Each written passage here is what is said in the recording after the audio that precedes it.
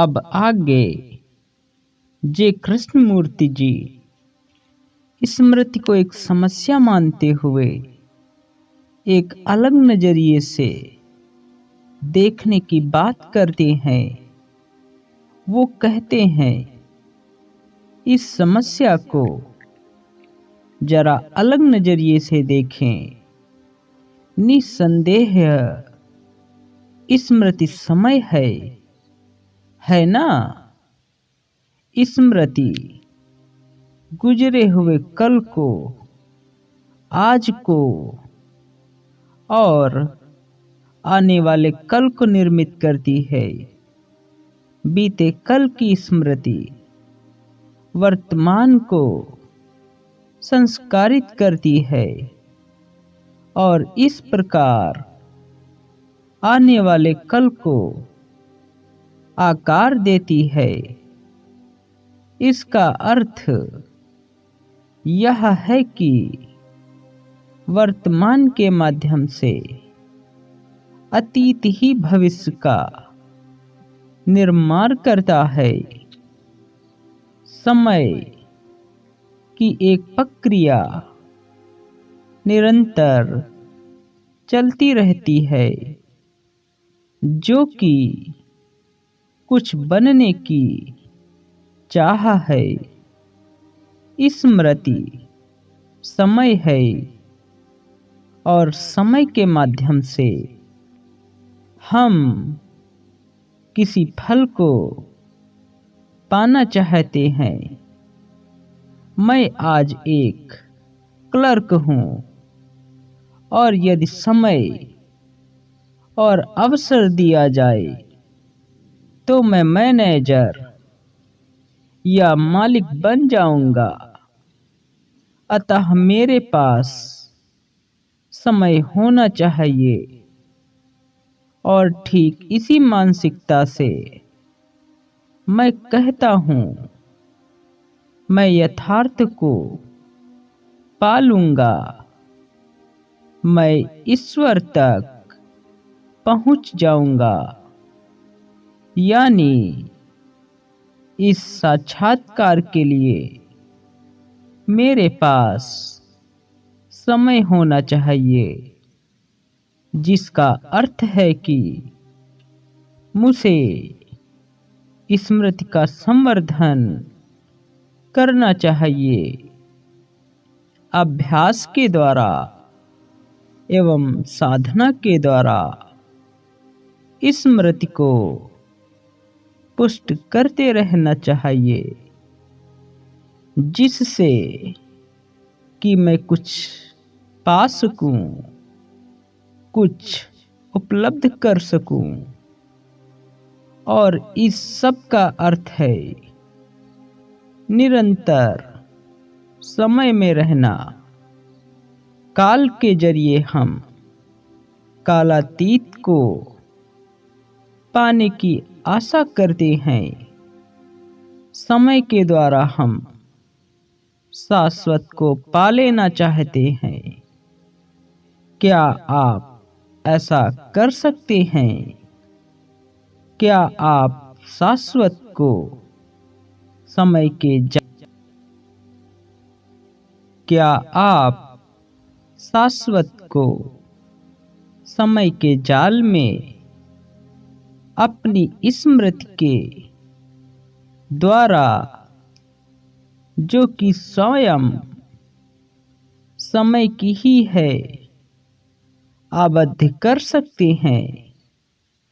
कालातीत केवल तभी अभिव्यक्त होता है जब मैं और मेरा रूपी स्मृति का समापन हो जाता है। यदि आप इस सत्य को समझ लेते हैं कि समय के द्वारा शाश्वत को नहीं समझा और ग्रहण किया जा सकता है, तो हम स्मृति की समस्या की जांच कर सकते हैं। तकनीकी बातों की स्मृति आवश्यक है, परंतु मनोवैज्ञानिक स्मृति जो स्व को, मैं और मेरे को बनाए रखती है, जो स्व को निरंतरता और तादात्म्य देती है, वह जीवन और यथार्थ के लिए पूर्णतया क्षतिकर है। जब व्यक्ति इसके सत्य को देख लेता है तो जो मिथ्या है वह लुप्त हो जाता है। अतः अतीत के अनुभव का कोई मनोवैज्ञानिक स्मृति संचय नहीं होता। आप एक प्यारे सूर्यास्त को या किसी मैदान में एक सुंदर वृक्ष को देखते हैं और जब आप उसे पहली बार देखते हैं, आप उसका समग्रता से, पूर्णता से आनंद लेते हैं, परंतु आप फिर उसके पास जाते हैं इस इच्छा से कि आप उसका पुनः आनंद ले सकेंगे। उस आनंद को पाने की इच्छा से जब आप वापस जाते हैं, तब क्या होता है? वहां वह आनंद नहीं होता है, क्योंकि यह कल के सूर्यास्त की स्मृति है जो अब आपको वहां वापस ले जा रही होती है। फिर वही आनंद लेने के लिए उस ओर धकेल रही होती है, प्रेरित कर रही होती है। कल कोई स्मृति नहीं थी, केवल एक सहज रसास्वादन व प्रशंसा भाव था, एक प्रत्यक्ष प्रत्युत्तर था। आज आप कल के अनुभव को पुनः प्राप्त करने की इच्छा कर रहे हैं, अर्थात स्मृति आपके और सूर्यास्त के बीच में बाधा बन रही है। अतः वहां कोई आनंद नहीं है, सौंदर्य का व वैभव परिपूर्णता नहीं है। एक और दृष्टांत लें। आपका एक मित्र है जिसने आपसे कल कुछ कहा था, अपमान किया था या प्रशंसा की थी। आप उस स्मृति को बनाए रखते हैं।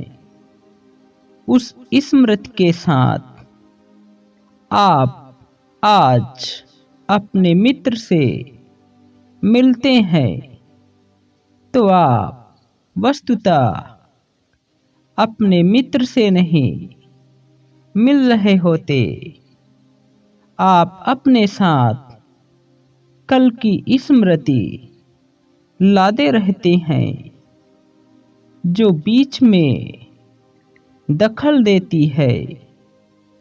तो इस प्रकार हम निरंतर स्वयं को तथा अपने कर्मों को स्मृति से घेरे रहते हैं।